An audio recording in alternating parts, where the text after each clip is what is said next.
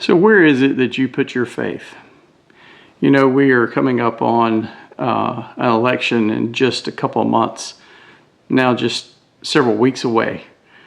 And a lot of us put our faith in one political party or another. And we look to the leaders in those parties to do things to help our country out, to guide us and lead us and direct us. But is that faith misplaced? I think it is. Not only in this country, where we have presidents and congressmen and senators and governors and mayors and things like that, but in other countries where they have kings and sovereigns and lords and ladies. So here's what I'm driving at. If your faith is in a person or some kind of institution rather than God, your faith is misplaced. And let me tell you what I'm talking about. See, God is infinite. He has been, He always was, He always will be.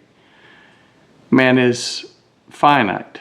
So man comes, lives, dies, and goes away. And those people that we put our faith in, even our countries that we put our faith in, may not be around forever. America is relatively a new nation compared to a lot of the rest of the world. And you have seen, if you're a student of history, entire nations and systems that have fallen by the wayside, that no longer exist. The Great Roman Empire is gone. The English at one time England ruled most of the world. That's gone. Napoleon tried conquering the world. Hitler tried the same sort of thing, and they all failed because they're human. And they're not going to be here forever. Their power is not going to last. Their influence will, in most cases, be all but forgotten, and something else will take that place. So what I'm saying to you is that your faith, genuine faith, should be rooted in something eternal, not something temporary. God is our eternal King. And if you look at the scriptures, I'm going to take you to 1 Samuel chapter 8, starting at verse 4. This is the people of Israel had at one time the Lord as their king, but they weren't happy with that. They wanted a man to rule over them, so they asked God for a king. Let's read and see how that goes. Starting in verse 4, 1 Samuel, the 8th chapter. This is coming from the King James Version. Then all the elders of Israel gathered themselves together to come to Samuel unto Ramah, and said to him, Behold, thou art old, and thy sons walk not in thy ways. Now make us a king to judge us like all the nations. But the thing displeased Samuel, when they said, Give us a king to judge us. And Samuel prayed unto the Lord, and the Lord said unto Samuel, Hearken unto the voice of the people in all that they say unto thee.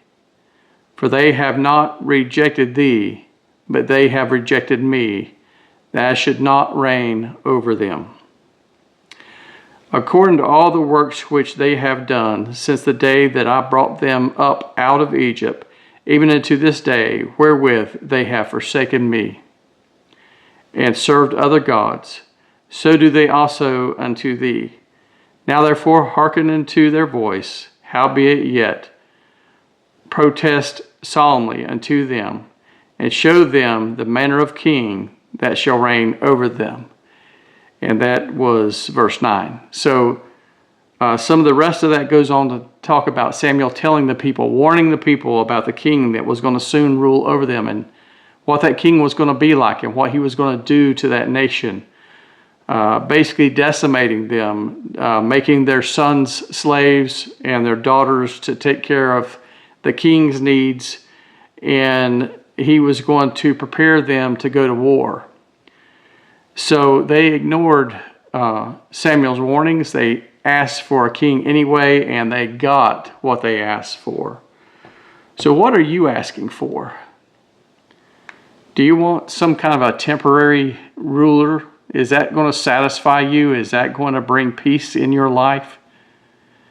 We know it won't. We know it'll never satisfy. And like I said, we're in an election cycle. It's a cycle. Every 4 years or every 2 years, we have these elections in the United States of America.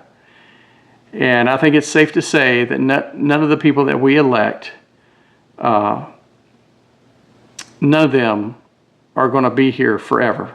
And, you know, I look back at some of the past leaders, some of the past presidents that we've had. Most of them are gone. They're dead. Their policies, all but forgotten. And we want these new leaders to come in and save the day. Can they really do that? Can a temporal person really make that kind of difference? And I'm here to tell you, they can't. Maybe for a little while. Maybe for a little while they can make changes that would be good for the nation. But if you're looking to an earthly king, an earthly leader, an earthly president, an earthly politician to take care of your needs in your life, you're looking the wrong direction. And I'm going to implore you that you turn to God. Let Him be the one that you lean on. Let Him be the one you trust. Put your trust in Him, and He'll take care of the rest. God bless you, and may you have a blessed day.